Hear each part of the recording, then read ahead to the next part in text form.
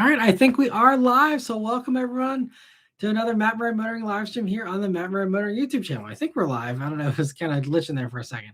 Anyway, thanks for joining in, everyone. Hope you're having a good week so far. Mine has been wild.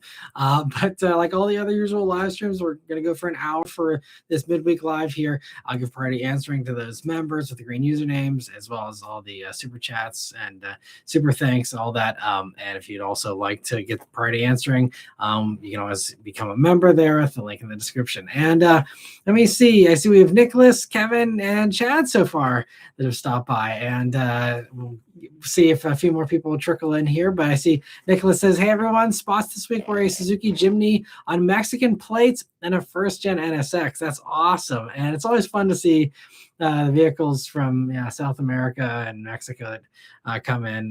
There's every once in a while we'll see one even in Pittsburgh here, which is fun. So that's awesome. See a Jimny on American roads, and also the NSX. Assuming you're somewhere where it's much nicer and warmer than the East Coast here. But let me see. Chattel says, did you intend to match the interior of your Audi review? Your blue shirt to the green jacket almost perfectly matched the blue seatbelts. Yes, I try to tie the color of my shirt sometimes with the vehicles, or I always just try and dress also to just the vehicle itself. As far as, if it's a classier vehicle, I look a little nicer. If it's something more casual, I'll wear something more casual. I do try and just match that vibe. But in that case, it was a perfect match pretty much with the sweater that I had. So figured why not? And it's fun to do every once in a while. And I see Mr. 705 and Lanswath and Ryan also stopping by here, and Fazlin too. And Fazlin says, hey, Matt, I just saw your Dodge Charger review. Random question. How many times did it take you to pass your driver's test? I passed it on the first time. I was very lucky that I passed it on the first time. I mean, getting my driver's license was the most important thing in the world to me. Like that was, just there was no like screwing up with that for me. Like I went, because here in PA at least you have to parallel park for your driver's test. I'm not sure what it's like these days because it's been so long since then. But so I went for weeks and weeks and weeks. I would go down and practice my parallel parking in the actual parking lot sometimes of the driver's license center after hours. But I mean, I was like obsessed with perfectly parallel parking. And obviously just doing everything else by the book. I'm very much a rule follower. That's kind of the way my personality is. So, memorizing all the rules, acing all that stuff was very, very important to me. So thankfully, first time I was golden there. So and if you are any of you taking your driver's test anytime soon, and Fazlin or others, best of luck with it. It's definitely challenging as a new driver, but it's one of those things that isn't too hard in America. So hopefully you'll be able to get on your first try too. And Nicholas says it was 90 degrees today in San Diego. Very nice. That's awesome. I'm jealous of the warm weather because I think at this point I've kind of had enough of the cold. I'm kind of ready for spring. Unfortunately, the groundhog you did see the shadow, which I don't know what it is for Groundhog Day, but supposedly we're supposed to have 6 more weeks of winter. So we'll see if that turns out to be true or not. But I'm glad you're enjoying it, Nicholas. So I guess that explains, the cool cars you see. And Michelle says, what's up, Matt? Loved the RS6 video. My spots are a Geo Metro sedan, a CD7 Accord, a teal Ford Aspire, and a Lexus CT200H pulling a small trailer. Wow, that's pretty interesting for that one especially. And I'm glad you liked the RS6 video, Michelle. And let me see. Chad says, why do you think that the only way to get a V8 all-wheel drive Charger with the old model was a police spec? Well, there was for a brief, I can't remember if it was like 2 or 3 model years, you were able to get a V8 all-wheel drive Charger. Saab Kyle actually had one of the non-police spec ones, just a regular Charger. So you could get it for a little bit there. Why they got rid of it, I don't know. That's actually a very good question. I feel like I've been told the answer in the past, but I don't recall why. Because clearly it was technically possible and they had it certified and, you know, legalized and everything. So I don't recall what the issue was. Yeah, I wish I knew. Um, if I ever hear an answer, I'll let you know. But I'm sure there's an answer out there somewhere. I'll have to maybe do a little googling later too. But yeah, I'm not sure. And Vishal says we're getting into the 70s by the end of the week here in DFW, Dallas Fort Worth. There, that's exciting. Well, 70s is perfect to me. Like high 70s is just like pretty much perfection temperature wise for me. And Mr. 705 says I passed my test the first time, same with my M, but failed my DZ once for speeding. It happened a few minutes in and didn't tell me until the end. Interesting. So do you have multiple? I don't know how it works up in Canada. So you have multiple different tests, I suppose. But that's crazy if you had three.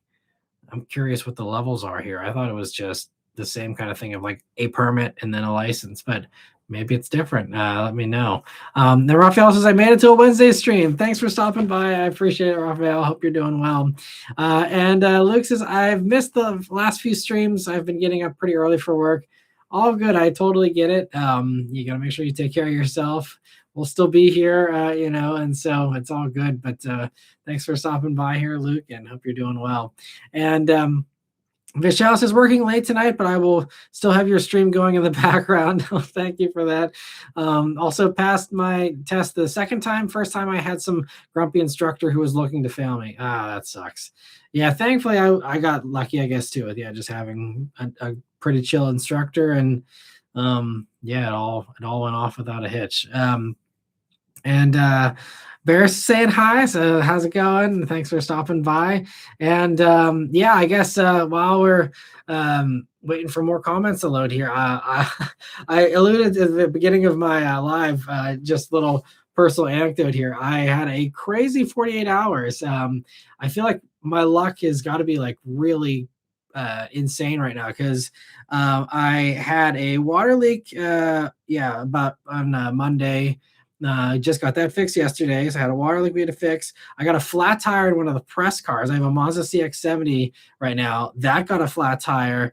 When was that? That was yesterday. Yeah. And then today, I smelled natural gas in our front lawn and called the gas company, and our gas line needs to be replaced. So they were digging up our front yard today. So it's like, it's always like when it rains, it pours, at least in my experience. But like water leak, flat tire, and failed gas line in the span of 48 hours is definitely a new record for crazy things to happen in that narrow of a window. So hopefully things will improve from here. But I hope you guys are having a better week than I have had. Let me see. Mr. 705 says different licenses. The G is the regular vehicle license. M is motorcycle. Gotcha. And DZ is heavy truck, which eliminates my G. So I have a DZM. Oh, interesting. That's cool. You can kind of combine them all there. That's awesome. And it's awesome that you've been licensed and everything. That's cool. And Fazlin says, I only asked because I'm about to take my first driver's test and I just needed tips. Kind of worried, but I want to get it over with. I would feel bad if I fail. I mean, it's all good if you do.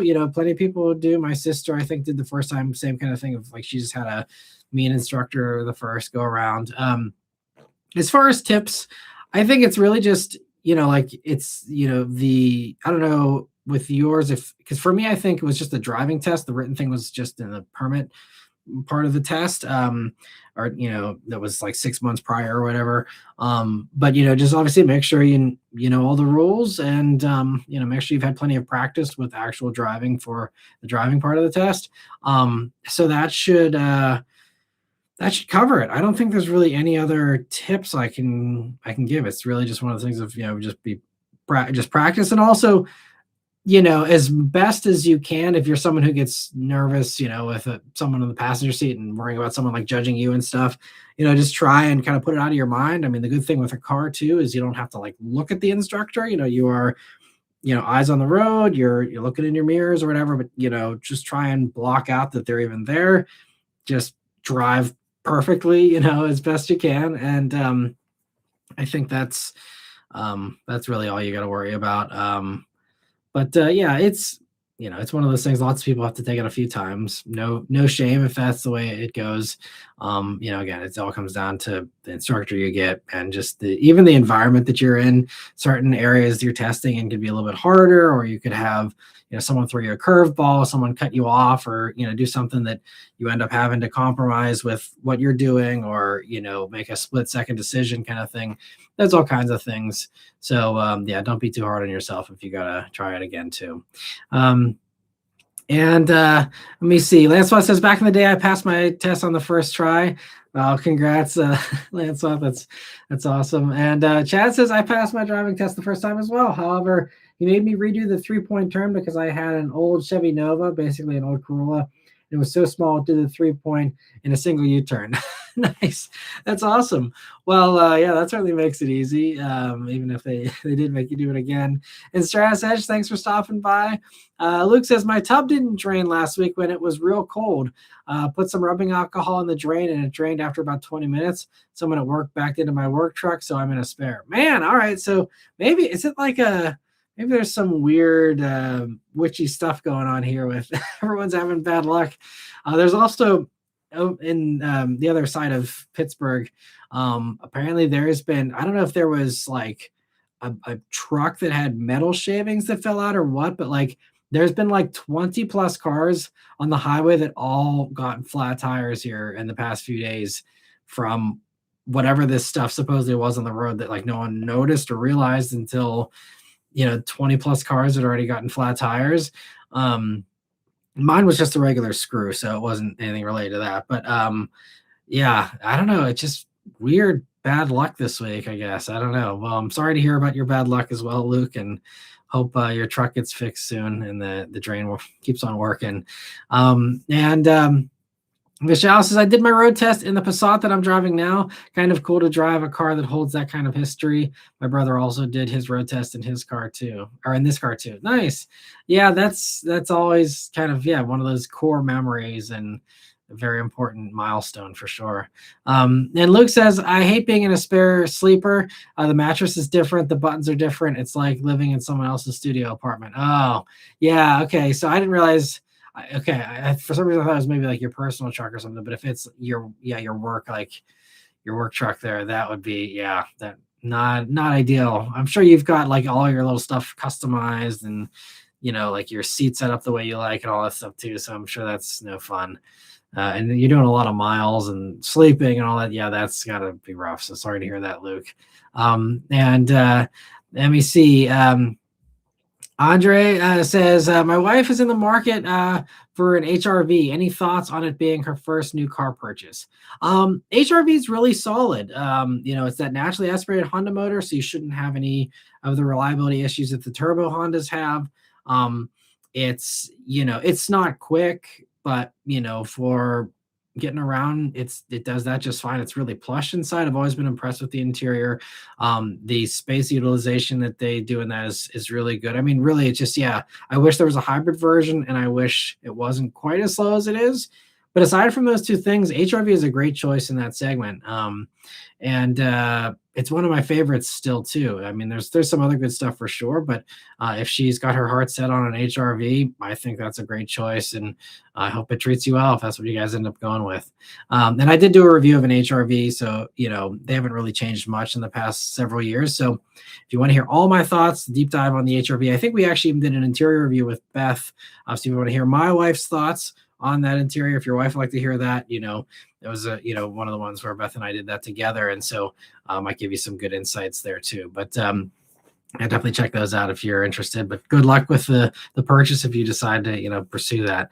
And let me see, Lancelot, thanks so much for a very generous super chat. He says it sucks that you got a screw in the tire of your press car. On another note, I've got a screw loose. Nice. Well, don't we all, right?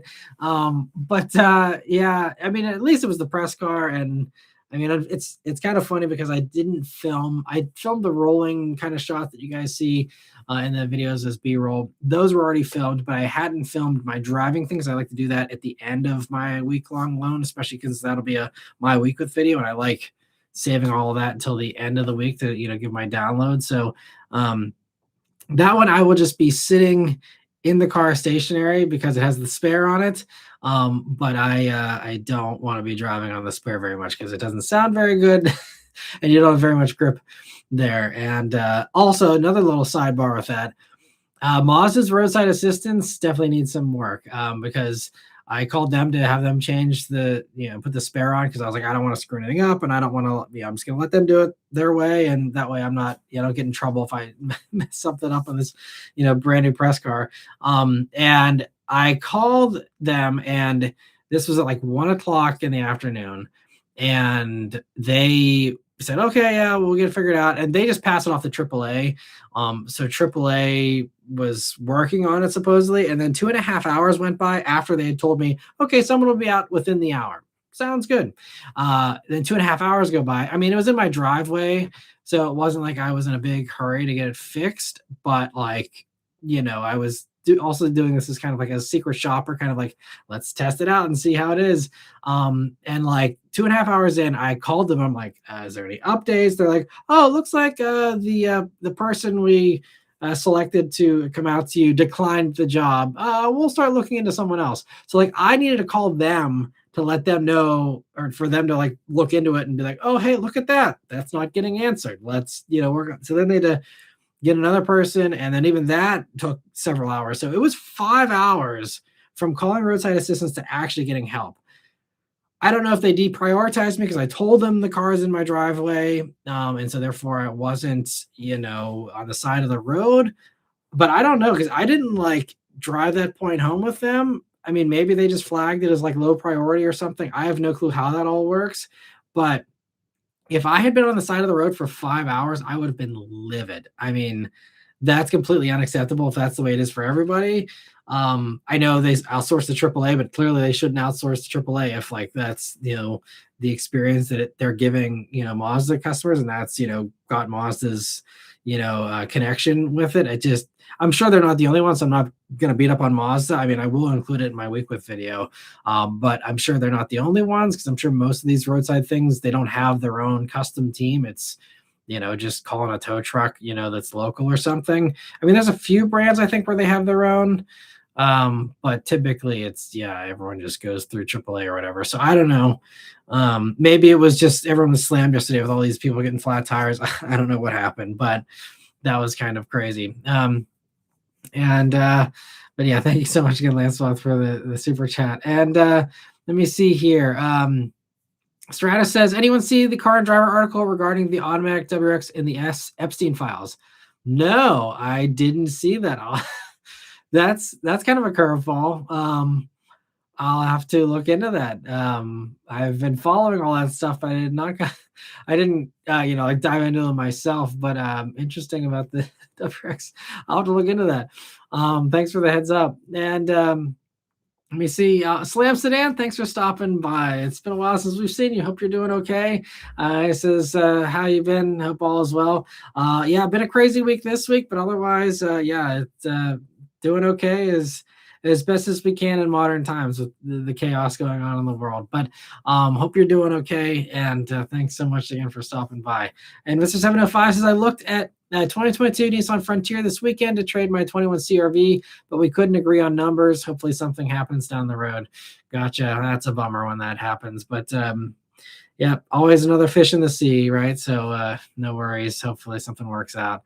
And Luke says, my Maverick scared me as well. The front left was wobbling like crazy at highway speeds, and it ended up being a lot of snow buildup in the wheel.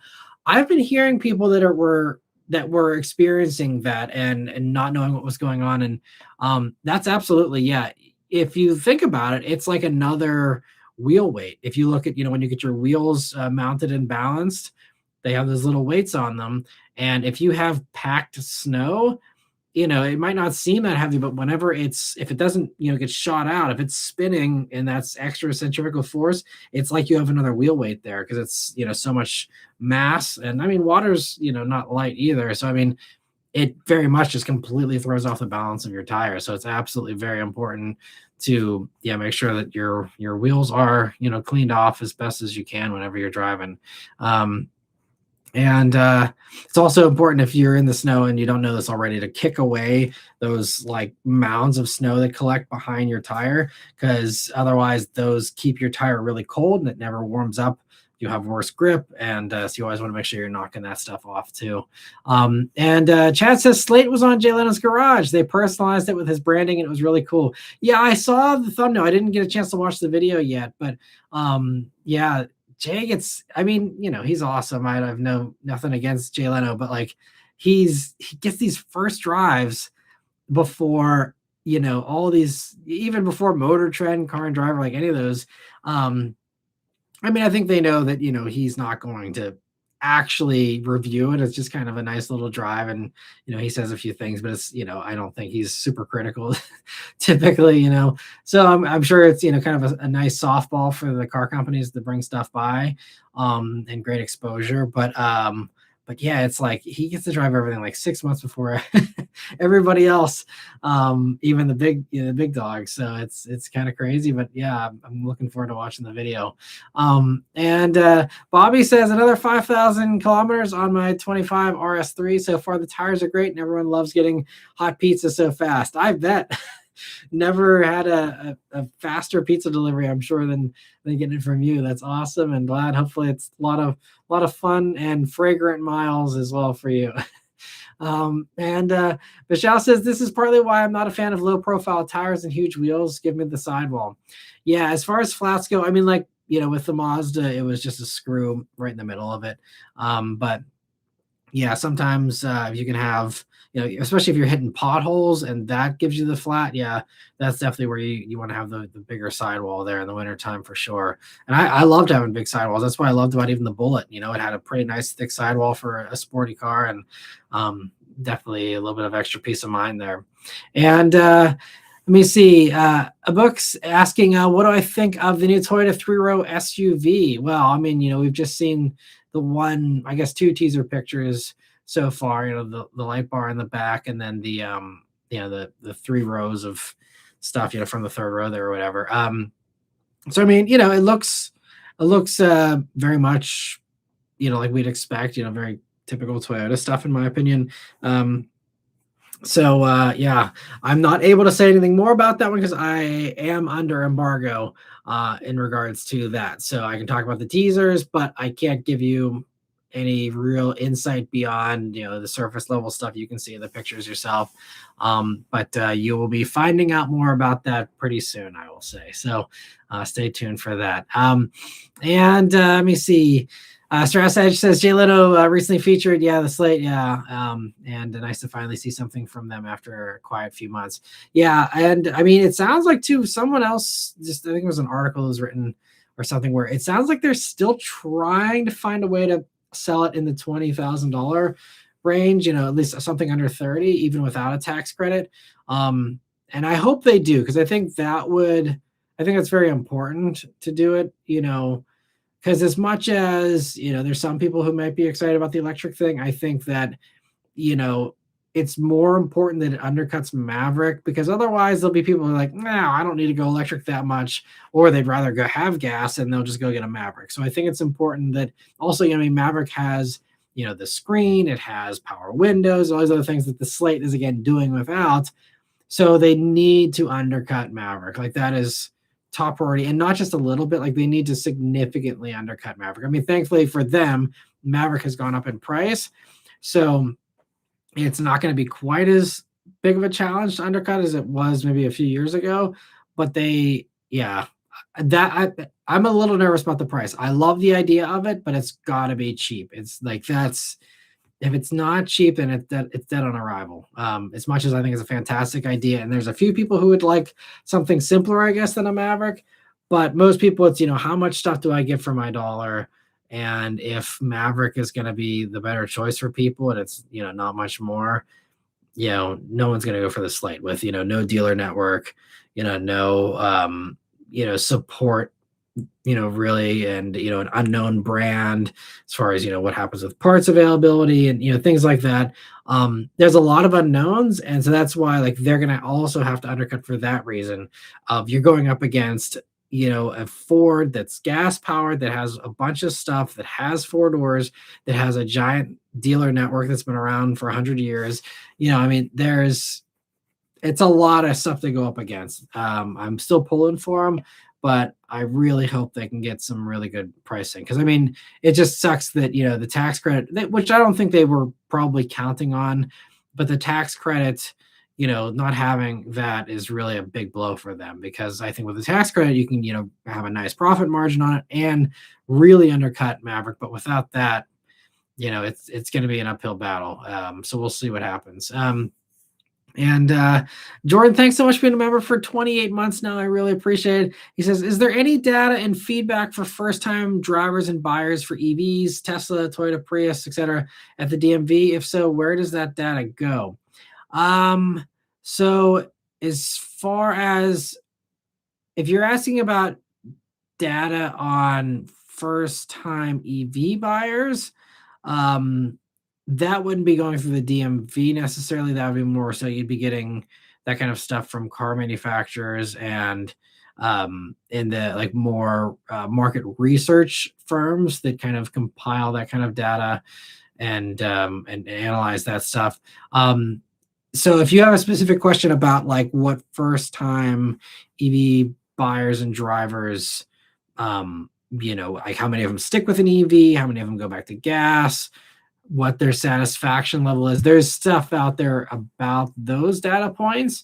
But beyond that, if there's a specific thing you're wondering about those first time drivers, let me know and I can let you know if I have any info off the top of my head about that stuff. It does seem though like a good chunk of EV buyers do stick with EVs and don't go back to gas.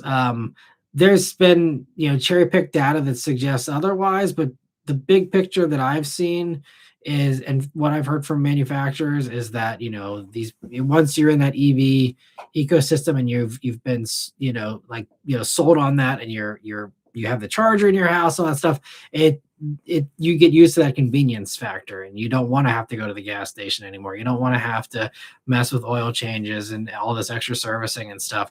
And so it seems like a lot of people do very much stick with their EVs. And the Prius is kind of different. Plug-in hybrids it's a little more fluid, I think. But I think especially with the EVs, it's pretty high loyalty rate. Not perfect. There are some people that go back, but it's pretty high from what I've seen. And let me see here. So where were we? So Luke says, I had an issue with AAA a few years ago when my motorcycle broke down. They called me after 2 hours off and said they couldn't get to me. Luckily, a nice guy in his pickup truck hauled it home for me. Oh, that's great. It was about 30 miles from home when this happened. Oh, that's crazy. That's... I guess AAA is just not worth anything anymore. I don't know. I mean, obviously, these are two anecdotal stories with mine and yours, but I'm kind of curious. Not speaking of consumer satisfaction, I wonder if AAA's ratings are in the toilet these days, or if it's just that me and you had bad luck, Luke. I don't know. Interesting. Maybe I'll do a rant about AAA in the future. Let me see. WK Beats says, do you remember that Jeep Hurricane concept car that all four wheels could rotate? Did any car ever get made that does that?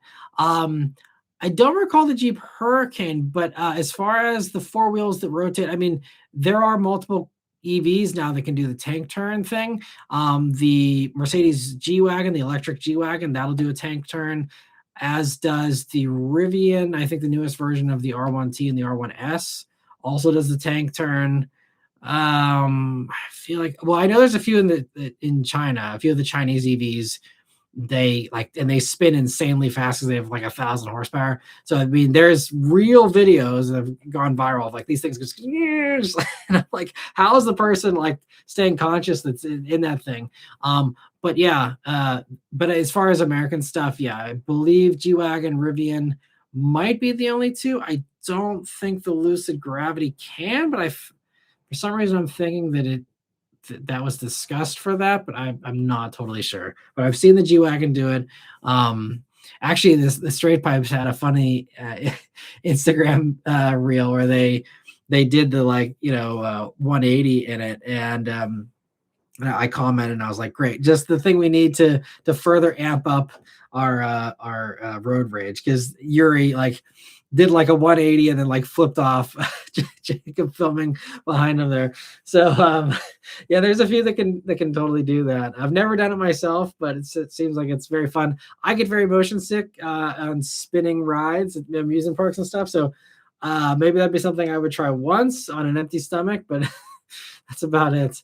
And Michelle says, I've got 16-inch wheels on my car, nice meaty sidewall and sublime ride quality. Nice.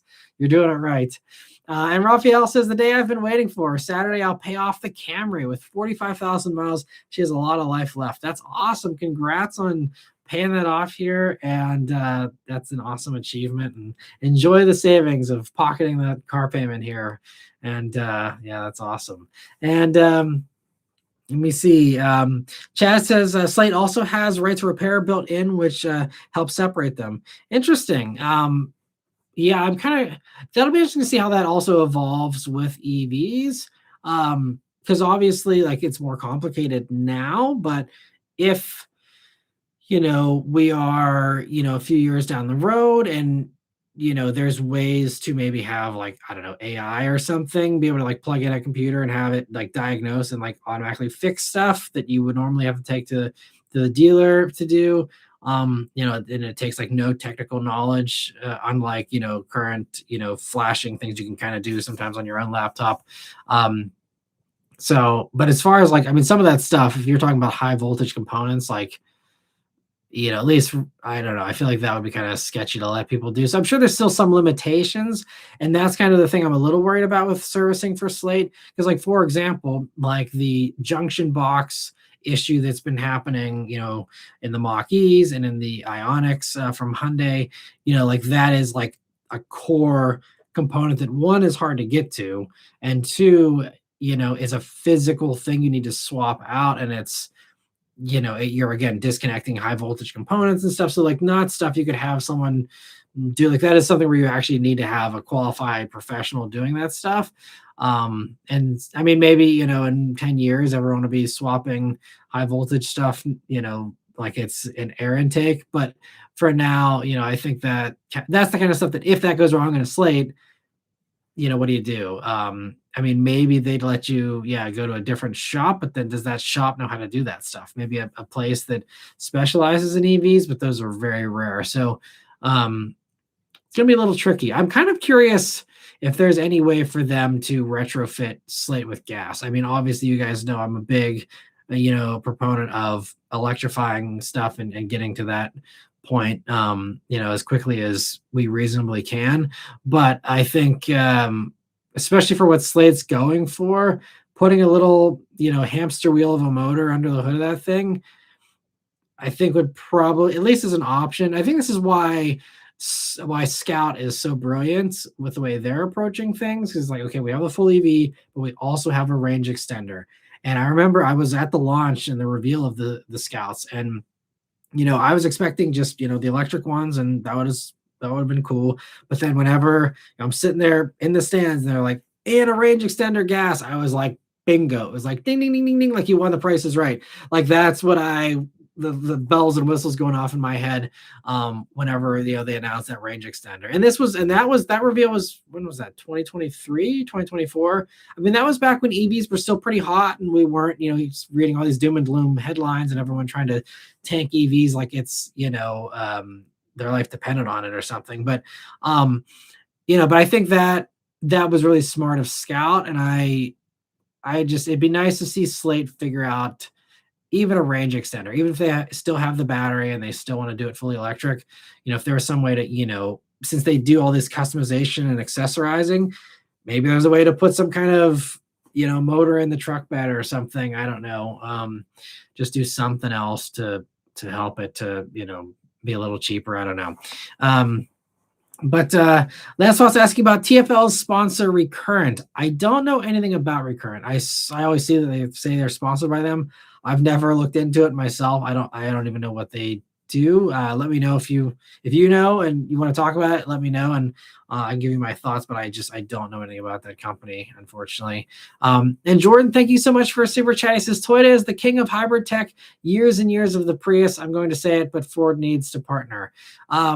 Yeah, I mean, I think Ford's hybrids are okay. They certainly could use a little bit more refinement, I think. But I mean, they've been around for a long time too, and they've been proven to be really reliable, which is why I have such confidence that like a Maverick hybrid is, a car that's going to last a long, long time. Because you see that hybrid setup it's been basically the same thing that's been in use in the Ford Escape hybrid taxi vehicles since the first generation of the Escape that had that hybrid. And I mean, there's stories of some of those taxis that are, over 500,000 miles still running great with those battery packs and everything. So, I mean, it's, I think it's a solid setup, but it's just weird that Ford hasn't rolled it out to more stuff. I mean, at least, we have it in the Maverick, which is great. And but now the Escape's gone. So wait a minute. So what does that even leave us with? I guess Maverick is the only one to actually use that hybrid setup anymore. Because everything else, is bigger and doesn't use that motor. So I think it's now only in Maverick, which is a shame.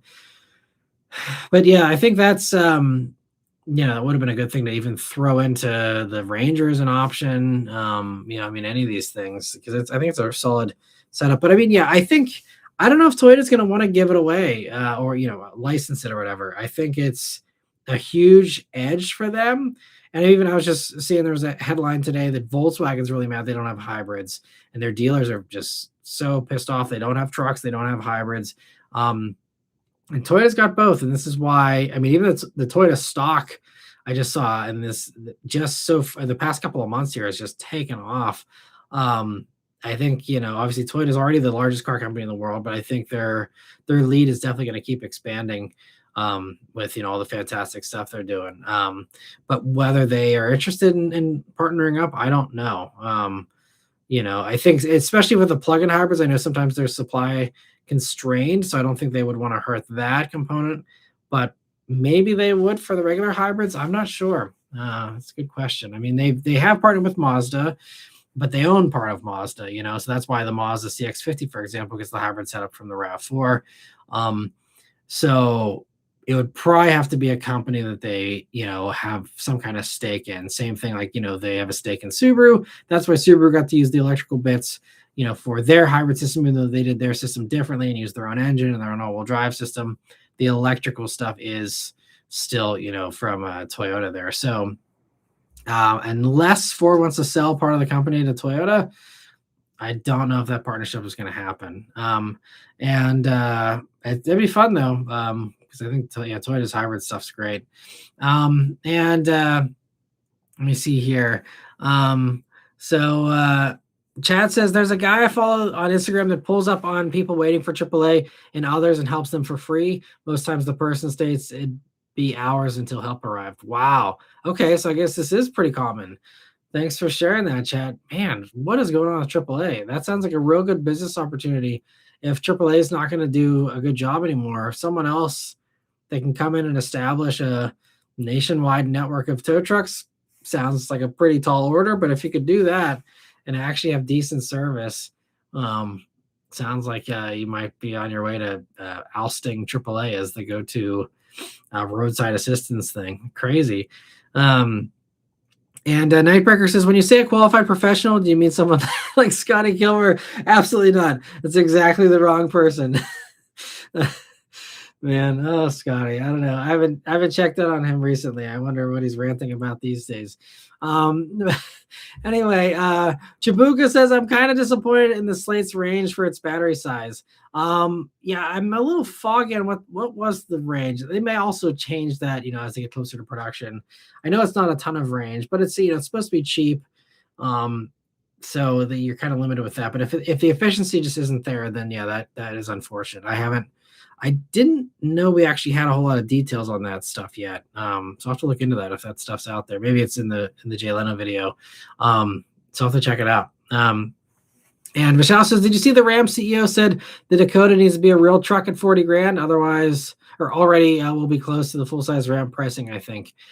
Yeah, because I think he said what Ram 1500 is at what like 44 is what that starts at now.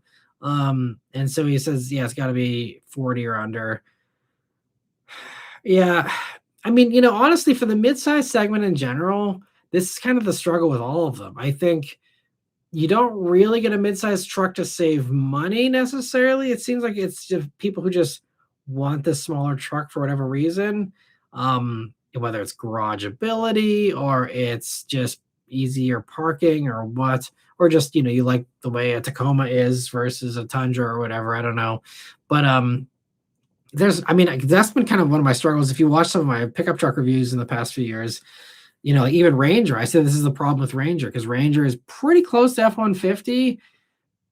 That, I mean, it's kind of hard to justify the price savings, especially when you're talking about again stuff that's over 40 grand. Like, what's a few grand when you're spending 40 already?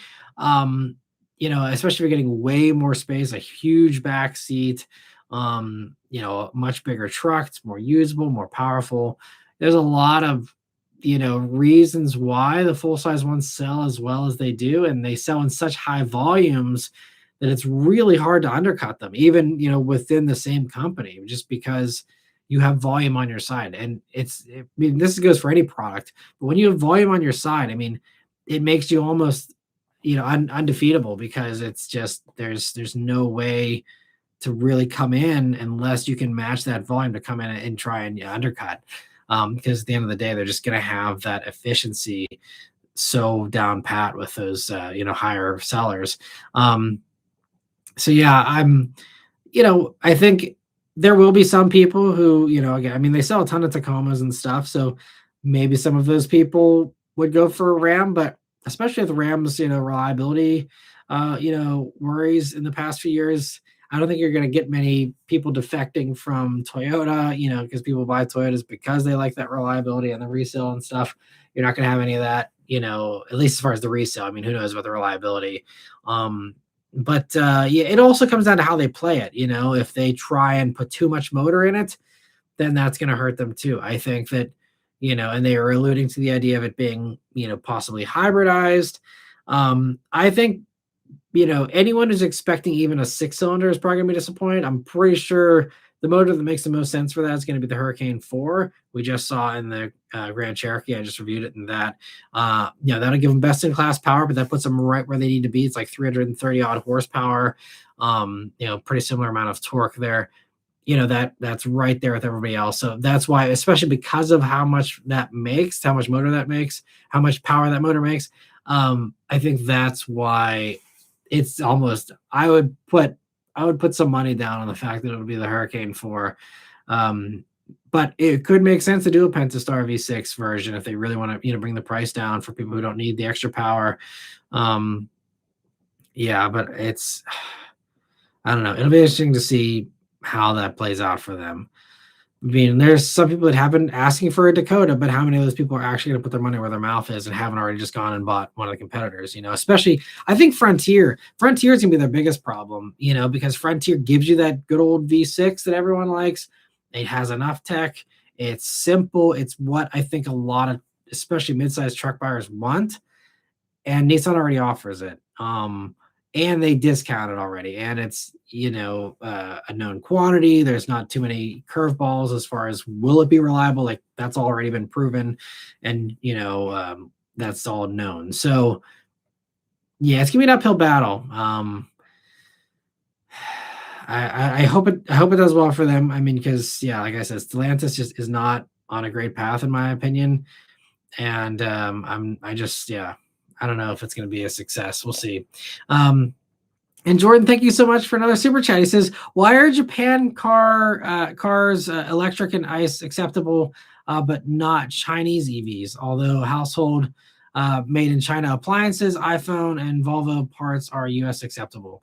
So yeah, I think kind of the question you're asking there is, why do we accept Chinese products in some industries but not in others? So I think, as far as, I guess there's a couple of different ways to approach this. Politically, Japan is a lot less problematic than China. So, when you're talking about, regardless of which administration you're talking about. I mean, from a political standpoint, partnering with the Japanese is basically uncontroversial. Partnering with the Chinese is controversial. They have some very real issues, with human rights, violations, and communism and all this other stuff, and censorship. I mean, there's a lot of messed up stuff in China, and so for those reasons, there's some hesitations there, but you're right. It's kind of hypocritical because we're all using devices, probably they're built in China currently, and we're, yeah, fine with all these other things being made in China. So I understand your point, and I completely agree. The other controversial thing that is existing in the car segment that isn't in other stuff is that, the car stuff has been highly subsidized by the Chinese government. Now, I don't think that's necessarily a bad thing. I think that's kind of what we were trying to do pre-Trump in America here. We're trying to, subsidize this stuff, encourage the adoption of these things, to be a leader, like how China is now a leader in EV tech and in electrification. And, they even announced they're going to be, doing more green energy and cutting back on their pollution and all that kind of stuff. So they've kind of picked up where we left off in a variety of ways. But, so I think there's nothing wrong with them subsidizing it. I think it's mostly, again, just people are worried about the labor practices and some of the sourcing practices of, the minerals and things like that, which that stuff, the mineral thing is going to get improved with these new batteries. So that's a very temporary thing that's going to go away as far as the problematic state of that stuff, I think. But, I think with the other products, like it's less problematic, I suppose, when you're talking about devices like, our phones and things like that.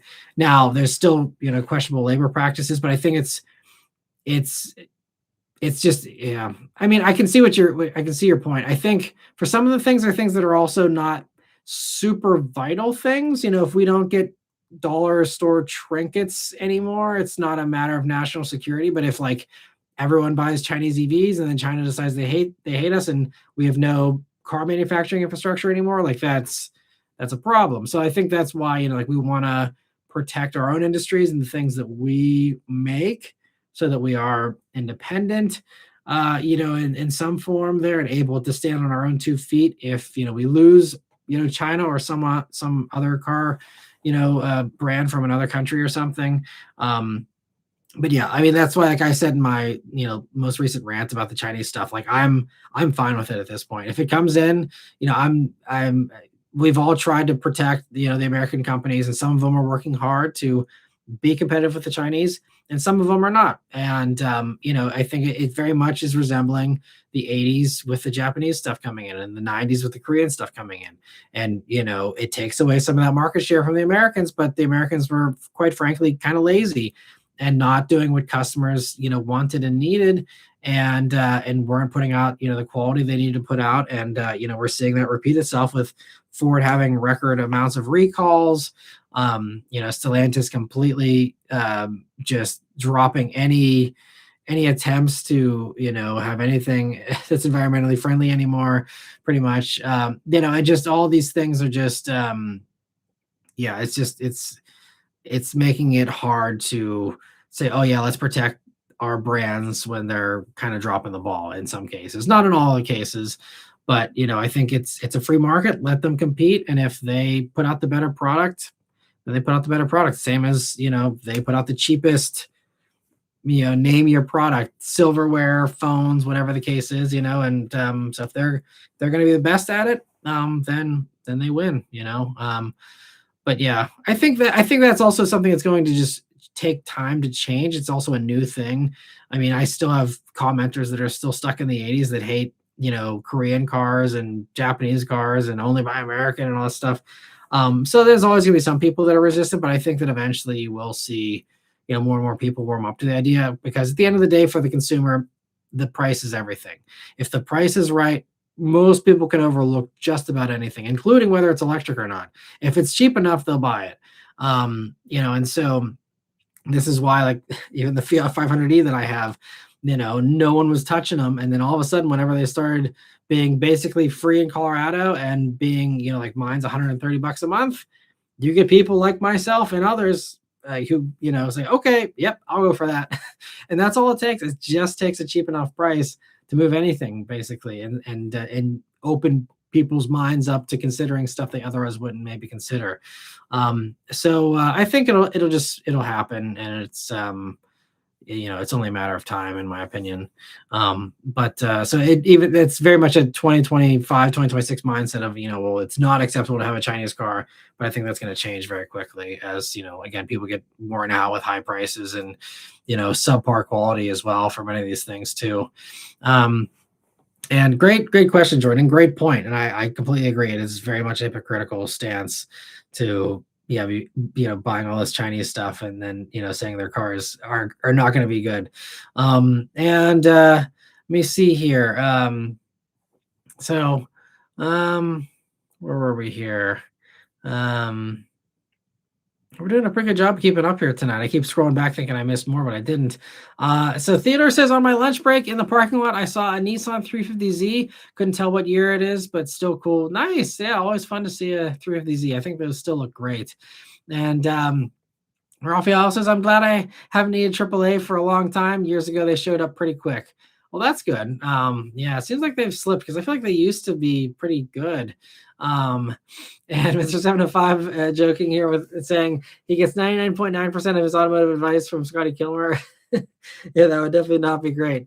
And Javuga says, yeah, Slade says 150 miles for a 52.7 kilowatt hour battery and 240 miles for the 84 kilowatt hour battery. Yeah, you're right. That's not very impressive. I mean, that's roughly, I guess that's average. Like our Mach-E did 220 miles on a, I think 77 or 78 kilowatt hour battery. And that's a bigger, heavier car, obviously. So, but the Slate doesn't have good aerodynamics, so I think that's working against it. But at least it's fairly small, I think. So, but yeah, that's very much like mid efficiency here in current times, and certainly for something going into the future, not great. If they even had like a Lucid, little motor in there or something, you'd probably be getting at least 30 to 40% more range, which would put it where it needs to be. I wish Lucid would license out their motor tech more. Maybe they will someday, but right now it's like they're giving it to Aston Martin and that's it.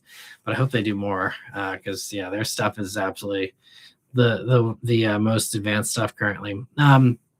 And let me see. C50 says, hey, Matt, I'm considering a 6MT ATS-V. Watched all your videos on them. Goodbye or go with something else. That comes down to your preferences and, your priorities. But I do love the ATS-V. Great manual. It's the Tremec manual on those. Now, I don't know about long-term reliability. I just haven't looked into it. It might be fine. It might not. That's the only thing. I'm sure you've done your research already on that component that I can't weigh in on. But as far as how they drive, obviously they're fantastic still. Drives great. Great cars all around. And the newer CT4 V Blackwing is also same magic, just a little more modern, with everything. But yeah, they're great. Obviously there's other options, and it comes down to what you need and want. But ATS-V is a very fun car. If you have any follow-up questions or any specific context you'd like to provide, let me know. I also do my car consulting one-on-one calls through my website. If you want to have a video chat and discuss stuff one-on-one too, I'm always happy to do that. And Chad says there's a bank down the road that parks their repos out front. They have 5 right now, all Dodge and Chrysler.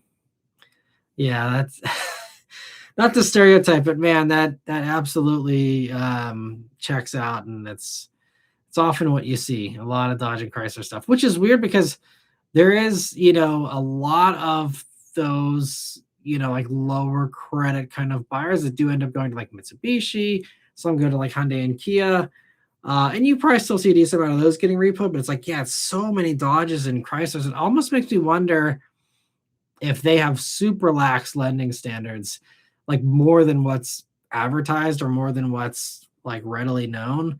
Because otherwise I just don't know how it's all it's always those brands. Um, but let me see. Lancelot says GR Corolla versus GMC Cyclone. Well, cheers to the GR Corolla mention. Anyone following along at home with the GR Corolla drinking game today? And as far as those two, I mean, kind of a fun comparison because they do have some similarities for sure. And I'm very fortunate that I have driven the Cyclone. Did a review of one many years ago. Similar kind of fun for sure with having the very boosty kind of motor and great traction and all that. But yeah, GR Corolla is a lot more dynamic just because I mean the Cyclone is just you're working with 1980s suspension tech, so that's certainly gonna hold you back. So obviously it doesn't hold a candle in the handling department, but a similar kind of fun in a straight line for sure. And it's a fun comparison. Thanks, Lancelot. And Raphael says, even I can go electric, drop the price of an Audi A6 e-tron and sign me up.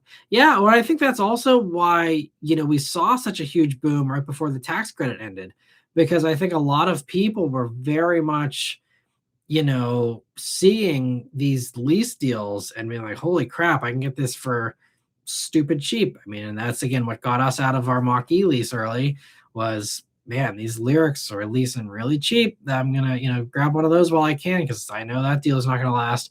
And I don't know what A6 e-tron is sitting at currently. They're probably not super hot sellers. So if there's not a good discount right now, I don't think you have to wait too much longer. Probably, certainly, inquire and make your interest known if you're actually serious about that with your local Audi dealer or whoever has one. Because I'd be inclined to think that a lot of them are going to be willing to deal pretty hard on that. But yeah, I mean, and the other thing I even saw earlier this week is that like there's a bunch of discounts right now on Chevy Blazer EV and Equinox EV to the point. I guess there's some like extra game day, like I don't know if it's just a thing for the Super Bowl or what, but there's a very limited time thing, I think, but it's another $6,500 off, and they're already doing 6,500 off on Equinox and Blazer. So now you're talking about 13 grand off. And as a result, some of these dealers are listing brand new Equinox EVs. Now it's the LT, so the base one, which is around 35 grand sticker, but they're like 19 and change new. So, and this is why, I mean, I know that MSRP is important, but this is why anyone who's like, oh, we need affordable EVs, they're already here. Whether it's that, whether we're talking about the Bolts, whether we're talking about, the Nissan Leaf, or just any of these others, they're just discounted like crazy. But that's like without a tax credit, that's still there's dealers. I mean, I don't know how much they're losing. It's clearly not a profitable enterprise at those prices, but like 19 and change. Like at that money, yeah, like it's affordable. It's a great deal too. I mean, even for that base one, you're still getting, something that's what 300 horsepower. You're getting 300 miles of range even in a base Equinox. You get a bunch of space, tons of leg room in the back. Big cargo area. It's you get a big screen. I mean, that at 19 grand, that is a hell of a buy. Like, and this is I've been saying this as far as the used EVs, the new stuff. They're all super cheap. So it's absolutely, good time still, even if you missed out on the tax credits. At least the ones that have these good deals, absolutely, like now is the time to pick one up because they're, pretty unpopular. Dealers are hurting for sales because all that foot traffic went away after the tax credit went away. So anyone who's, willing to come in, and get something, I mean, they're going to roll out the red carpet for you, I'm sure. But anyway, Notorious CRG, thank you so much for a super chat. He says, Matt, S2000, 350Z or RX8, TLX, G70 or Q50. Okay, so I'm guessing two separate questions there. Between S2000, 350, RX8, I mean, I guess if we're just saying like, which one's my favorite, I would say that the S2000 is my favorite of those three. It's the most exciting one to drive. Now, from a livability standpoint, I'd rather have the 350 just to have, a little bit more, cargo space and room inside and stuff. But between those three, the one I would want to own is the S2000 for sure. As far as TLX, G70 or Q50, I would go G70. It's the most dynamic of those three.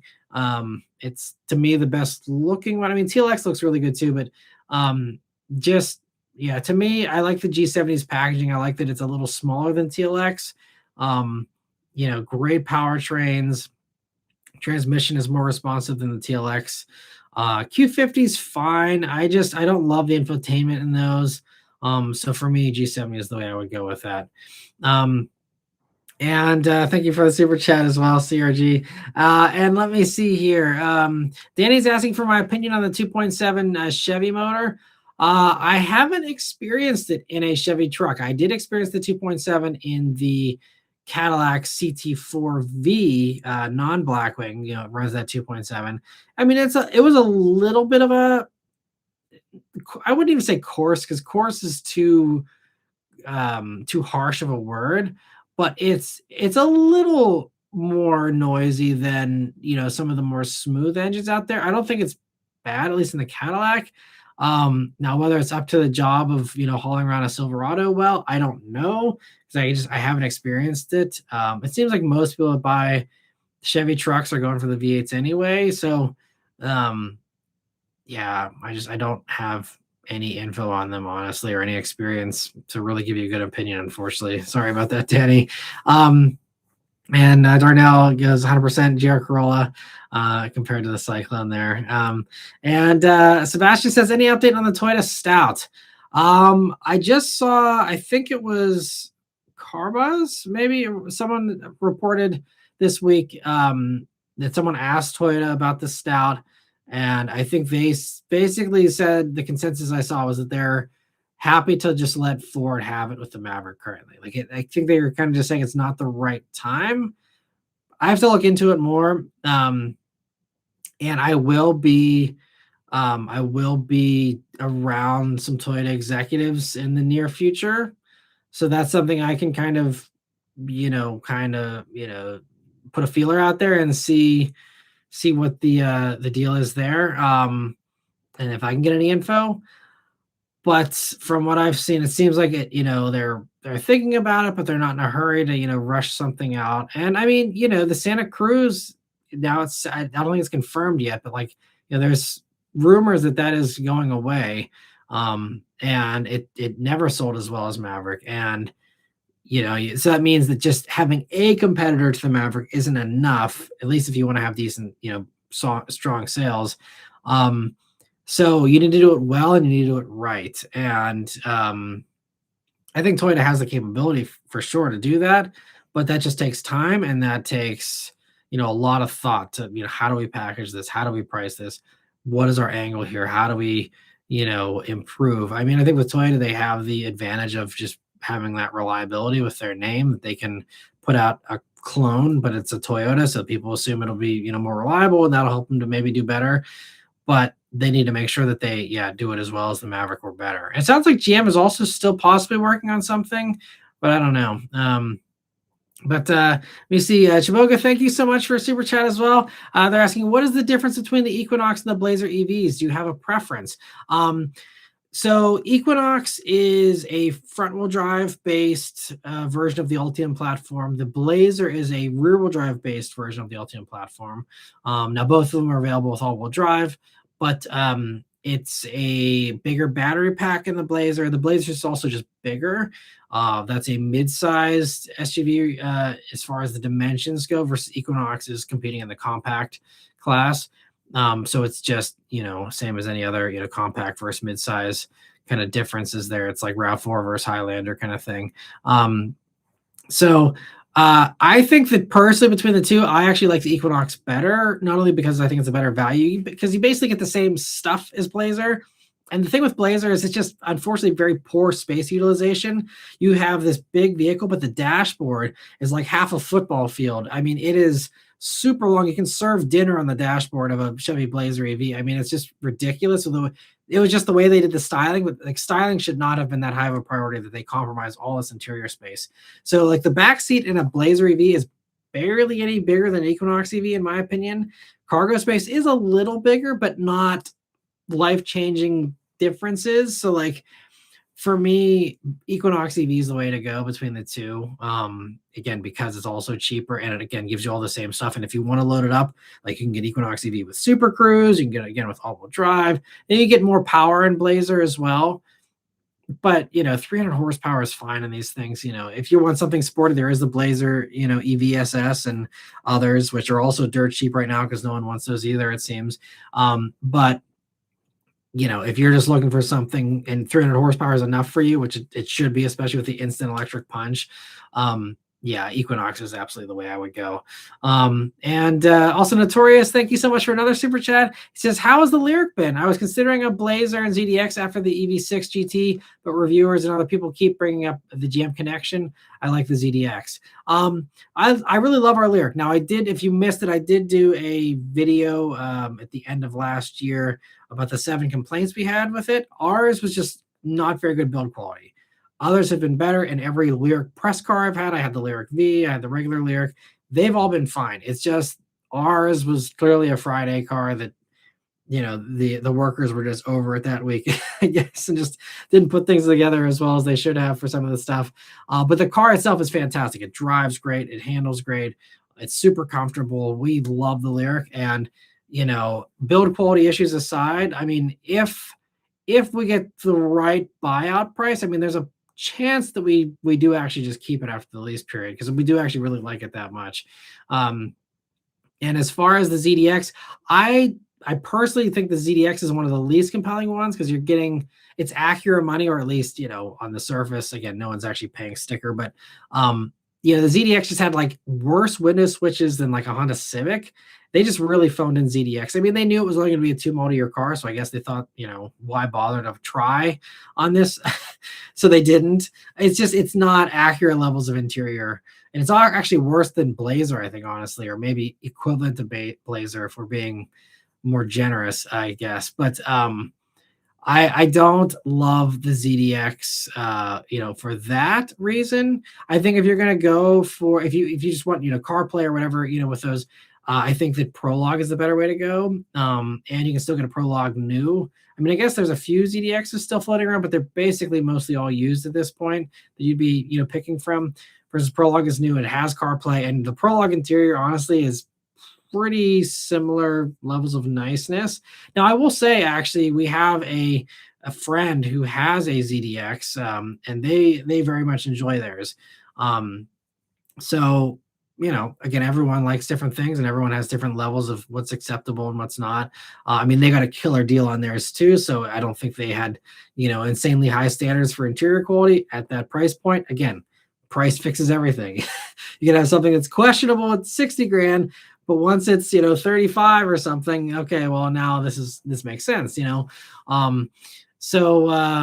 yeah, and I mean the GM connection, I think GM stuff is actually, the Ultium platform is really a solid platform. It's been around for several years now. There's all the bugs have been mostly ironed out, it seems. That's why we had the confidence to go for the Lyric. So yeah, I think but also Optic is great. I think Optic is a much nicer interior than ZDX too. Similar levels of space, even though that one's based on Equinox. Again, same thing of Equinox and Blazer. Optic is also great and maybe even cheaper than ZDX possibly. I don't know, because they still also lease really well. But yeah, definitely check out the Lyric video if you want the negatives of that. But I mean, the positives are it's been a really good experience aside from the build quality. All right, so we are over time here, but we'll keep on going a little bit longer here. I'll answer the last few questions here, and then we can head on out. But let me see. Dad Steph says, do you think the new IM3 would be a hit for BMW, just like the new iX3, which is sold out through 2026? I hadn't heard that it was sold out already. That's interesting. I don't know. I personally am very excited for the IM3. It sounds like it's gonna be really cool. It sounds like they're gonna do some fun stuff with the sounds and kind of taking a page out of the Ioniq 5N playbook. So I'm excited for it. But then we have, car enthusiasts who are, still very much opposing this, generally speaking. Charger EV is prime example. I mean, obviously, Dodge fans are a little bit of a different breed than, BMW fans. So I think there'll be a little more open mindedness on the BMW side, but I still think it's going to be an uphill battle, especially because they're going to sell a gas M3 alongside it. So it's not like, you might be able to twist a few people's arms into the EV if that was the only choice. But since it's not the only choice, it's like I've said with Charger, it really separates who cares about having the fastest thing, and who cares about just the experience and going slower, because you're going to go much slower in the gas version. But more and more people who were previously let me beat my chest and say how fast I am, those are the people now like, oh no, I don't need to go fast. I'm about the experience, anything other than EV, they're just now all of a sudden they're fine to be, losing every drag race. But so I think it's going to be an interesting experiment on the BMW side. I mean, BMW's EVs have sold pretty well. So you're going to get a little bit of drift of some of those people that probably come in and go for the IM3 too. But yeah, it'll be interesting to see. It just, all these EVs launching into, the next year or so here, it's going to be an uphill battle, because again, there's not going to be a whole lot of incentives, and it's just, we'll see how things play out with the infrastructure, but that might be slowed down a little bit as a result and everything. So I don't know. I think for the rest of the world, I'm sure it'll probably be very popular. Here in America, flip a coin, I think. I don't know. It'd be interesting to see. And Vishal says, I love an EV, but living in an apartment, it's not ideal. Rather wait till I have my own house someday. I get about 530 miles on a tank of gas with my Passat currently. The 18.5 gallon tank helps. I bet. Yeah, that's awesome. And yeah, I don't recommend EVs for apartment dwellers. I mean, it's possible. You can do it if, you have a very rigid schedule and you have, I know there's like someone in the live a while back who was like, I go grocery shopping every Sunday night and I go to the same grocery store. I stay for the same amount of time and that charger is always open at the grocery store. I always just go, I plug it in, I get all my charge I need for the week. I drive less than that range every week and it works. It works for some people, but you have to have a very, predictable schedule for that to not, throw a wrench in things if, you happen to need to drive more or your schedule gets thrown off or whatever. So yeah, if you cannot charge at home, don't get an EV because you're going to end up regretting it and getting annoyed. And, that's not the way to do it. Clearly you got to just have, home charging or work charging. That's the other thing. If you can charge every day at work, then that, is even better because then you're not paying for the electricity. But, one of those two is the only way I would say, it would be a good idea to get an EV. Otherwise, the range is not high enough. The charge times aren't fast enough. The infrastructure is not good enough to rely on that like a gas pump. EV charging is supposed, and I think this is the way it's going to be forever. It's supposed to be for the road trippers.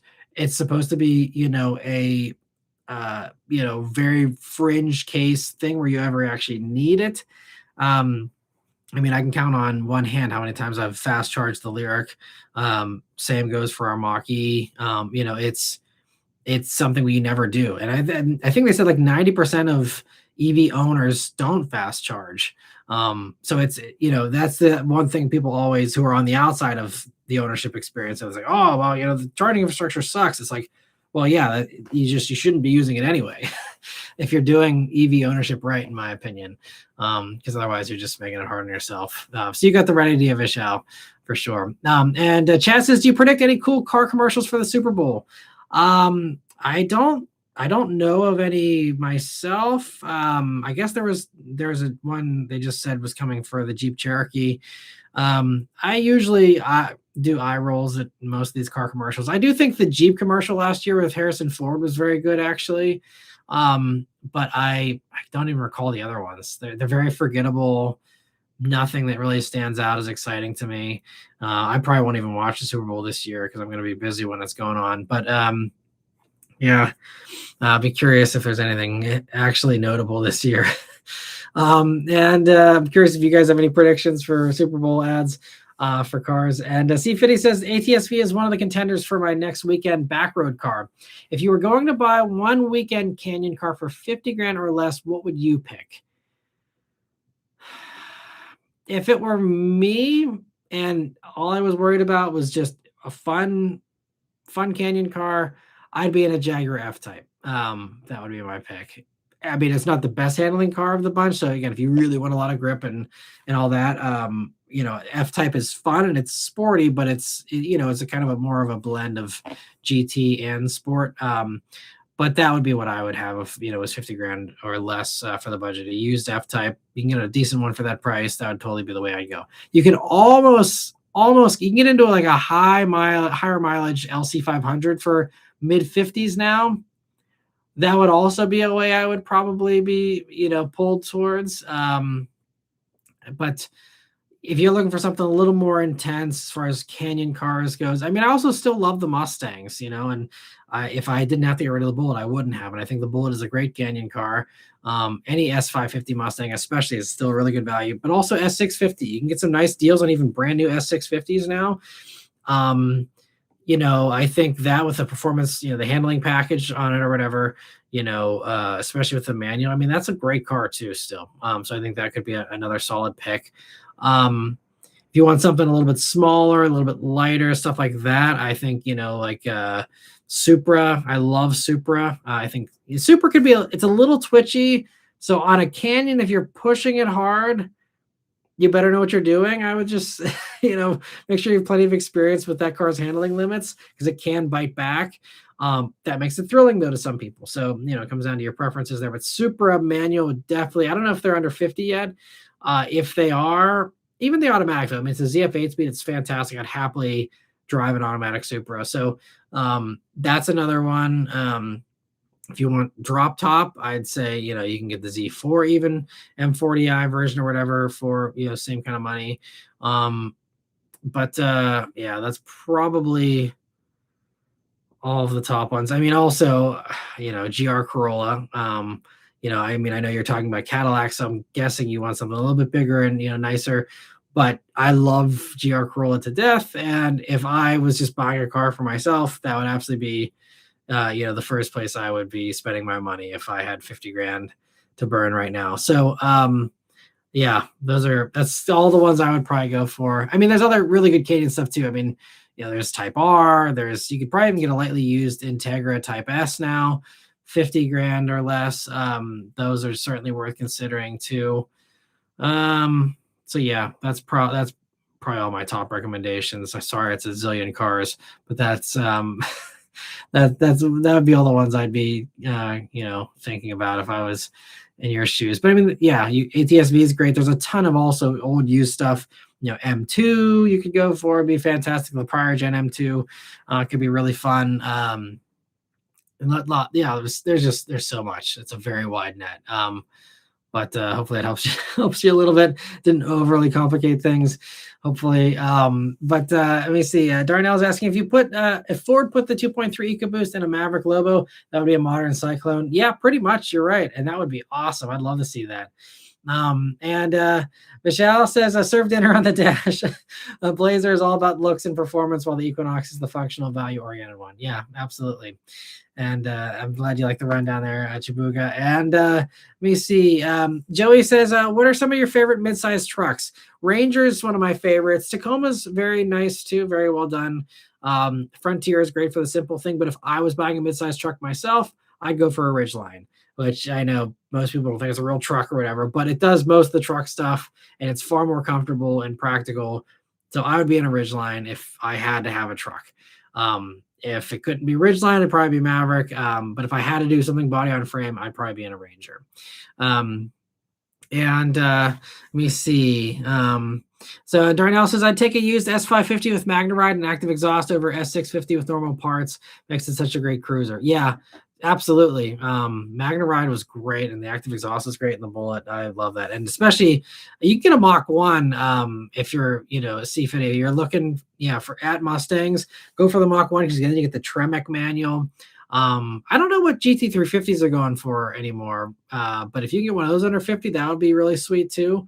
But that motor is a little more iffy reliability wise. So if you want to have a solid motor, Mach 1 with the Tremec would absolutely be amazing for sure. Let me see. Also, he says, I've considered all of those. Don't apologize. Solid lineup. Okay. So, yeah, if you've narrowed it down to ATS-V, yeah, I think that's also a great choice too. Michelle knew I'd say GR Corolla. So, cheers everyone to that. And yeah, let me see. Typhoon says 06 STI owned since 2009. Keep it or sell for a Grand Cherokee Hemi or ATS-V. Depends on how much you've bonded with that STI, how much you like it, and how much you're looking to move on to something else. I certainly think you'd be disappointed going to a Grand Cherokee unless you just, are ready for something a little more comfy and less sporty. ATS-V would certainly be a little bit more, in the similar kind of mindset of something that's low and great handling and very fun. But also, I think if you have a nice, like, if you've owned it since 09, so you're like what, second owner, I guess, of an 06 STI, I feel like that could be, really a special bond. And also just, one of the few STIs that doesn't have a sketchy ownership history, that's something. So I wouldn't rush to get rid of that car unless, again, you're looking for something else. But just keep in mind the grass is always greener on the other side. If you're happy with your STI, you don't have some giant good reason to get rid of it, I would probably try and stick with it. Interest rates aren't still amazing. Unless you're paying cash, but I would honestly, I'd probably lean towards sticking with the STI. ATS-V is certainly a big upgrade. So again, it just comes down to how badly you feel like you need that upgrade and all that. And C50 says he worries about the Voodoo. Yeah, and I worry about the Voodoo as well. So that's why Mach 1's probably the move, I'd say. Or, again, Bullet or something too, if you're fine with the MT82, which is mostly a fine transmission. I think most people gave it way too much hate, but the Tremec is really, really good though. Camaro, final one, I'll say, C50. I'm sure you've already thought about that too, but Camaro with the, the 1LE package, so really good handling, same, wheelhouse there as the ATS-V, just really, really solid handling, great V8, great manual with the Tremec there. Another really solid, pickup, I'd say, to grab. But anyway, so we've reached the end here, I think. And so thank you all so much for chatting here. The final little things I'll mention before we go is that I will be doing the weekend live stream on Saturday, because since Sunday's the Super Bowl, I'm not competing with that. So we're going to do Saturday here. Spread the word if you have anyone else who watches these, that, so they're not caught off guard. So we'll do that on Saturday, same, normal time. And then next week, I won't be able to do a live stream on Wednesday. So we won't have a Wednesday live this next week. I will do one, get back to Sunday here for the following weekend. But for this weekend coming up here, we'll avoid the Super Bowl and do Saturday. So keep that in mind. But thank you all so much for watching this one and hanging out and chatting. I hope you guys have a great rest of your week. And I'll see you guys here hopefully on Saturday for that. But in the meantime, take care, stay warm, happy, and healthy. Thanks for watching.